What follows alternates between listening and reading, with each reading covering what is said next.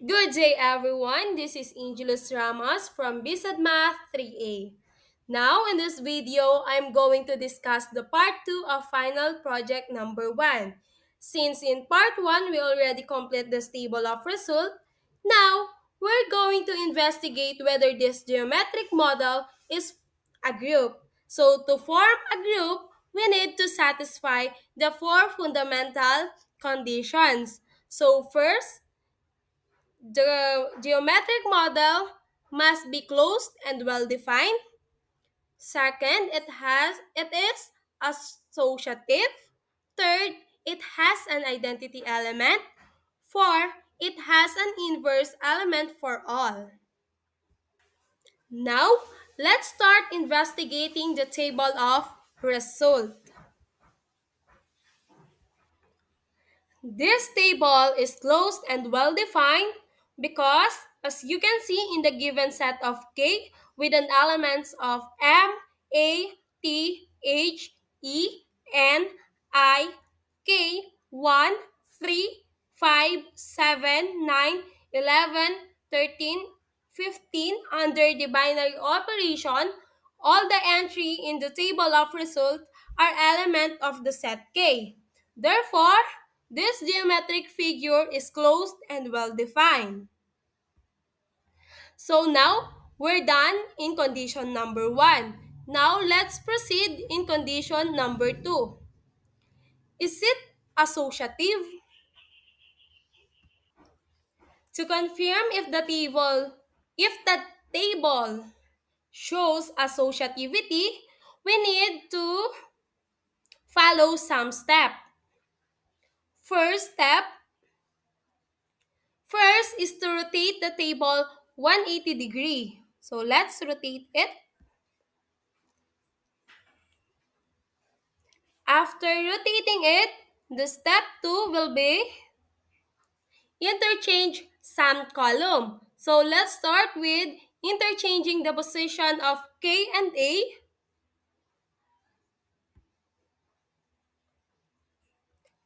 followed by interchanging the position of I and P,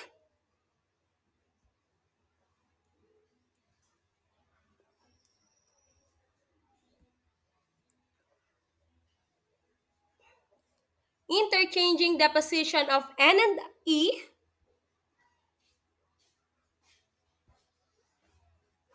interchanging the position of 13 and 1,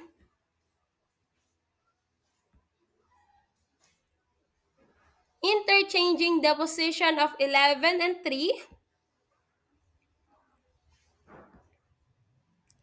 interchanging the position of 9 and 5,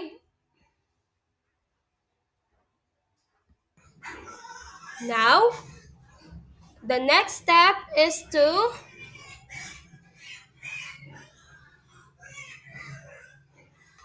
the step 3 is to check if the table being rotated and interchanged has the same structure to the original. Now, as you can see on the tables below, the resulting elements are still same even after interchanging some columns multiple times. So therefore, we can conclude that the table of the geometric model is associative. Then, let's proceed to the condition number 3. Does the identity element exist? So to find the identity in a table, let's just look for the row that is identical to the outer top row, and the column that matches the outer left column, and the intersection of this column and row is the identity element of the table. Okay, so let's see. So let's see if the second column and second row are same with first column and first row.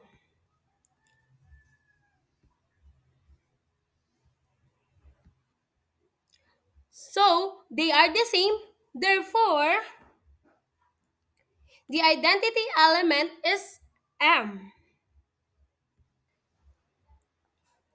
As we can see in the table, the intersections of the row and column is the element M. Therefore, we can conclude that the identity element of this table exists, which is the element M. Now, we're done in condition number 3. Now, we'll proceed to the condition number 4.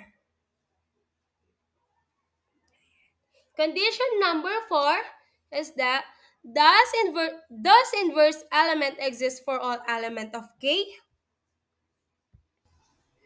So, to find the inverse of an element in the table, we just need to locate the identity elements in the table, which is, in this case, we have an element M, which is the identity element. Then, identifying the element at the top of the column where M appears, that specific element is the inverse element. So, let's see. So, those element na naka-circle, those this will be the inverse of all elements. Okay, so let's check. Therefore, as the inverse of M will be M.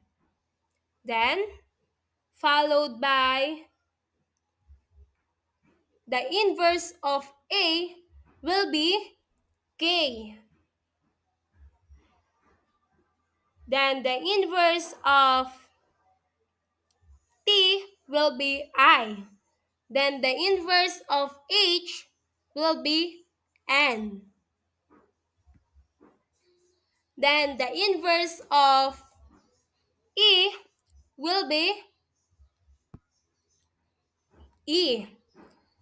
Then the inverse of N will be H.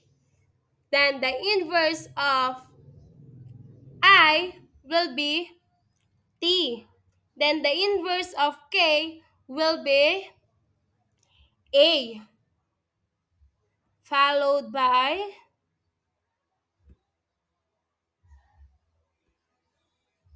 the inverse of 1, which is the itself, which is 1. Then the inverse of 3, which is 3. Inverse of 5, which is 5. Then the inverse of 7 is 7. Then the inverse of 9 is 9. The inverse of 11 is 11.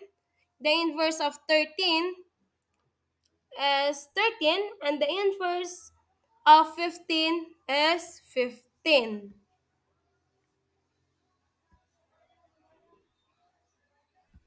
So, this is the list of the inverse. So, inverse element exists for all element of K. So,